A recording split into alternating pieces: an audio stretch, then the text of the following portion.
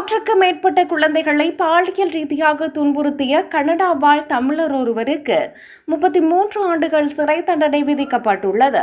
145 குழந்தைகளை குறிவைத்த பாலியல் மிரட்டல் தொடர்பாக டொரண்டோவைச் சேர்ந்த தமிழர் ஒருவருக்கு அமெரிக்காவில் தண்டனை வழங்கப்பட்டுள்ளது. 40 வயதான ரமணன் பத்மநாதனுக்கு வழங்கப்பட்ட இந்த தண்டனையை கொலம்பியா மாவட்டத்துக்கான அமெரிக்க அரச வழக்கறிஞர் அலுவலகம் அறிவித்துள்ளது. கடந்த 8 ஆண்டுகளில் 100க்கும்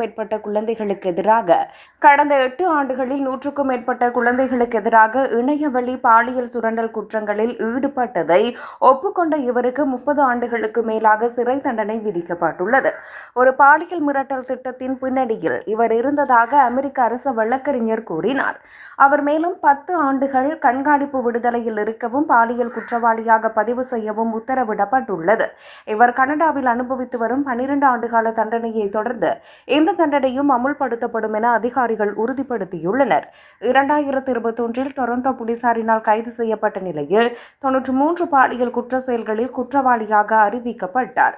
இந்த நிலையில் கடந்த ஆண்டு டிசம்பர் மாதம் அமெரிக்க அதிகாரிகளால் ரமணன் கைது செய்யப்பட்ட நிலையில் தீவிர விசாரணைகளின் பின்னர் குற்றத்தை ஒப்புக்கொண்டமை குறிப்பிடத்தக்கது.